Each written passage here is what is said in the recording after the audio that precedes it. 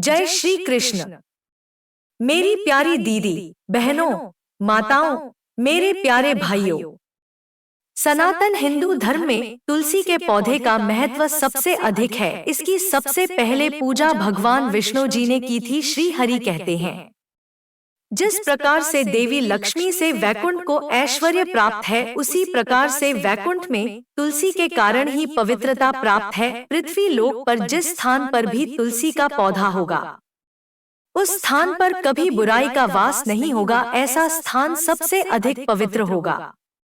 इसी कारण से हमें हमारे घर में तुलसी का पौधा अवश्य ही लगाना चाहिए। तुलसी के पास दीपक जलाने से क्या होता है, उससे पहले आप सभी प्यारे भक्तों हमारे YouTube चैनल को सब्सक्राइब जरूर कर ले, जिससे धार्मिक पौराणिक कथाओं का आप सभी आनंद ले सके। आइए जानते हैं इस प्राचीन महान कथा के माध्यम से जो भगवान श्री कृष्ण ने देवी सत्यभामा को सुनाई है।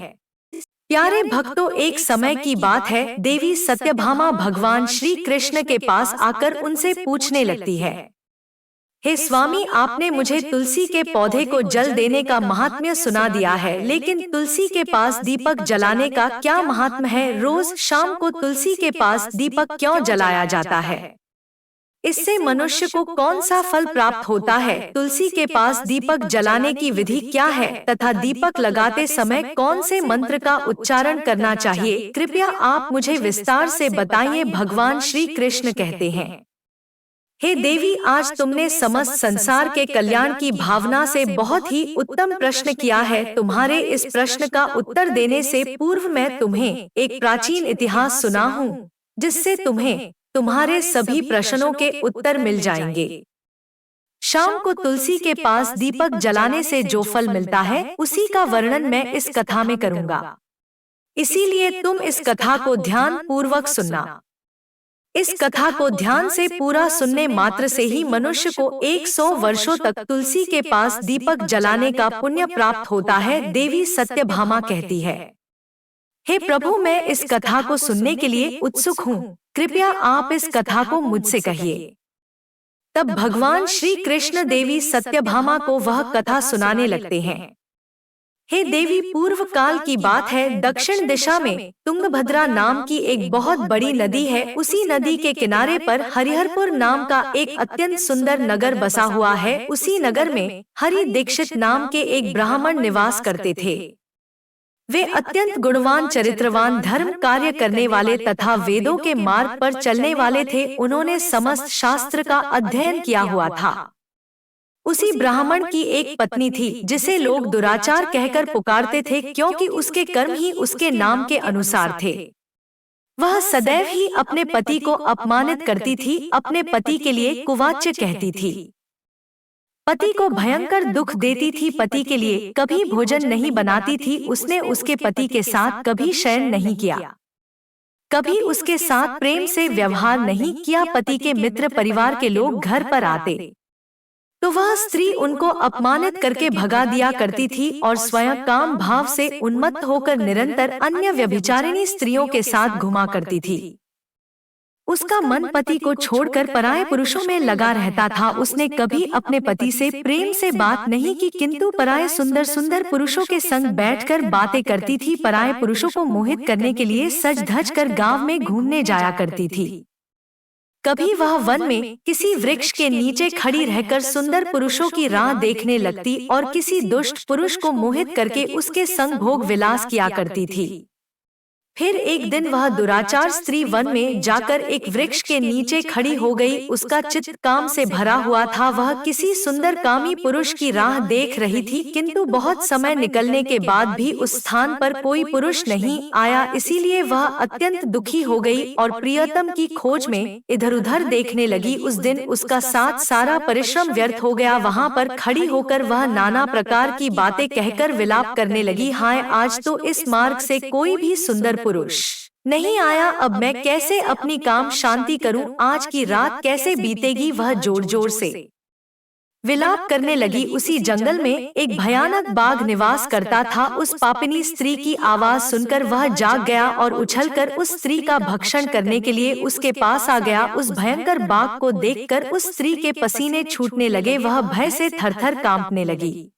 फिर एक दिन वह दुराचार स्त्री वन में जाकर एक वृक्ष के नीचे खड़ी हो गई। उसका चित्त काम से भरा हुआ था। वह किसी सुंदर कामी पुरुष की राह देख रही थी, किंतु बहुत समय निकलने के बाद भी उस स्थान पर कोई पुरुष नहीं आया। इसीलिए वह अत्यंत दुखी हो गई और प्रियतम की खोज में इधर-उधर देखने लगी। उस दिन उसका सारा परिश्रम व्यर्थ हो गया। वहां पर खड़ी होकर वह नाना प्रकार की बातें कहकर विलाप करने लगी। हाय, आज तो इस मार्ग से कोई भी सुंदर पुरुष नहीं आया। अब मैं कैसे अपनी काम शांति करूं? आज की रात कैसे बीतेगी? वह जोर जोर से विलाप करने लगी। उसी जंगल में एक भयानक बाघ निवास करता था। उस पापिनी स्त्री की आवाज सुनकर वह जाग गया और उछलकर उस स्त्री का भक्षण करने के लिए उसके पास आ गया। उस भयंकर बाघ को देखकर उस स्त्री के पसीने छूटने लगे, वह भय से थरथर कांपने लगी।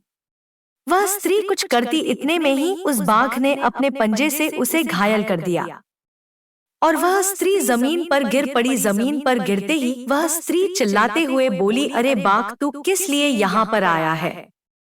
मुझे क्यों मार रहा है? मैं यहाँ पर अपने प्रियतम को खोज रही थी। तू मुझे छोड़ दे, मेरा भक्षण करके तुझे क्या मिलेगा? उस स्त्री की यह बात सुनकर वह भयानक बाघ क्षण भर के लिए रुक गया और हंसता हुआ बोलने लगा, हे दुष्टा, आज विधाता ने तुझे मेरा ग्रास नियुक्त किया है। तुझ जैसी पापिनी स्त्रियों को भक्षण करना ही मेरा काम है, तभी मुझे इस शरीर से मुक्ति मिलेगी। वह स्त्री कहने लगी, हे बाघ, तुम कौन हो? मुझे सच सच बताओ, तुम्हें किस कारण से बाघ होना पड़ा और तुम मुझ जैसी स्त्रियों का भक्षण क्यों करते हो? पहले मुझे सारी बात बताओ और फिर मेरा भक्षण करो। फिर वह बाघ कहने लगता है, हे पापिनी, मैं तुझे मेरे पूर्व जन्म का वृतांत सुनाता हूँ। किस कारण से मुझे बाघ होना पड़ा? पूर्व काल में दक्षिण देश में मल्लाफा नाम की एक नदी है। उस नदी के तट पर एक मुनिपर्णा नाम की नगरी बसी हुई है। उसी नगरी में मैं निवास करता था। मैं एक ब्राह्मण का पुत्र था और नदी किनारे बैठकर यज्ञ आदि कार्य किया करता था। मैंने उस जन्म में अनेक पापियों के लिए यज्ञ किए, उन पापियों के घर का भोजन किया।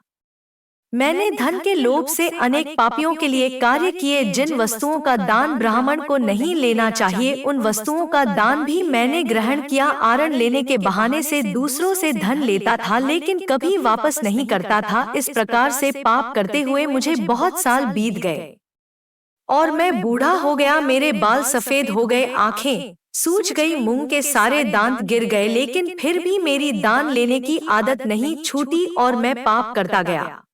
फिर एक दिन मैं धन के लोभ से नदी किनारे गया और अन्य धूर्त ब्राह्मणों के साथ मिलकर हमने लोगों को ठगा। झूठे मंत्र वचन बोलकर हमने बिना विधि किए ही देवी देवताओं का पूजन किया और बहुत सारा धन दान में ले लिया। फिर उसी स्थान पर एक बीमार कुत्ते ने मेरे पैर में काट लिया और मैं मूर्छित होकर गिर पड़ा।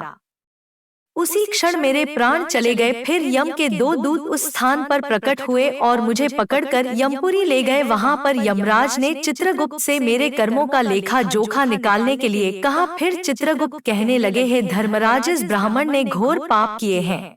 इसने दूसरों से झूठ कहकर धन लूटा है, विधि से पूजा न करके झूठे मंत्र बोलकर भगवान का अपमान किया है। इसीलिए यह पापी ब्राह्मण केवल नरक जाने के ही योग्य है। फिर यमराज ने अपने दूतों को आदेश देकर मुझे नरक की अग्नि में डाल दिया। अनेक वर्षों तक नरक की सजा भोगने के बाद मुझे बाघ का शरीर प्राप्त हुआ और मैं इस दुर्गम वन में निवास करने लगा। मैं अपने पूर्व जन्म के पापों को याद करके कभी महात्मा, साधु पुरुष, सती स्त्रियों का भक्षण नहीं करता हूँ। मैं केवल पापी, दुराचारी तथा कुलटा स्त्रियों का ही भक्षण करता हूँ ताकि मुझे पाप से मुक्ति मिल जाए। इस प्रकार से उस बाघ ने अपने पूर्व जन्म का वृतांत सुना दिया और उस स्त्री से कहने लगा, हे पापिनी, तेरे आचरण से तू कुलटा दिखाई पड़ती है। अपने पति को छोड़कर तू इस वन में अन्य पुरुष के साथ भोग विलास करने के लिए आई है, इसीलिए आज तू मेरा ग्रास अवश्य बनेगी। इतना कहकर उस बाघ ने अपने तीक्ष्ण नखों से उस पापी स्त्री के टुकड़े टुकड़े करके उसे खा लिया। फिर उस स्थान पर यम के 2 दूत प्रकट हुए और उस पापिनी स्त्री को उठाकर संयमनीपुरी में ले गए। वहां पर उसे यमराज के सामने खड़ा किया गया। फिर चित्रगुप्त ने उस स्त्री का लेखा जोखा निकालते हुए यमराज से कहने लगे, हे धर्मराज, यह स्त्री तो अत्यंत पापिनी है। इसने घोर पाप किए हैं। इसने व्यभिचार किया है। इसने अपने पति की कभी सेवा नहीं की। अपने पति को भूलकर पराये पुरुषों के संग भोग विलास किया करती थी। उसके पापों को सुनकर यमराज ने उस स्त्री को अग्नि से भरे हुए कुंडों में डालने का आदेश दिया। अनेक वर्षों तक उसे उस कुंड में पकाया गया। फिर उसे निकालकर ररव नामक नरक में डाल दिया गया। इस प्रकार से उसे अनेक वर्षों तक अलग अलग नरकों वह महापाप स्त्री पुनः पृथ्वी लोक पर आकर चांडाल के रूप में उत्पन्न हुई। चांडाल के घर में जन्म लेकर वह फिर से अनेक पाप करने लगी, व्यभिचार करने लगी, अनेक पापी पुरुषों के संग विहार करने लगी। फिर कुछ समय बाद पूर्व जन्म के पापों के कारण उसे कोढ़ का रोग हो गया और वह भयानक पीड़ा सहन करने लगी। उसका अंग अंग जलने लगा, उसके नेत्रों में पीड़ा होने लगी। इस दुख को सहन करती हुई वह दिन बिताने लगी। फिर एक दिन वह तीर्थ में स्नान करने के उद्देश्य से अन्तपुर में चली गई। वहां पर वह एक आश्रम के बाहर निवास करने लगी। उस आश्रम में एक तुलसी का पौधा था। अन्य स्त्रियों को वहां पर तुलसी के पास दीपक जलाते हुए देखकर उस पापी स्त्री ने भी वही किया। उसने तुलसी के पौधे के पास एक दीपक जला दिया। फिर उसी रात हृदय फटने से उसकी मृत्यु हो गई और यमराज के 2 दूत उसे ले जाने के लिए वहां पर प्रकट हुए।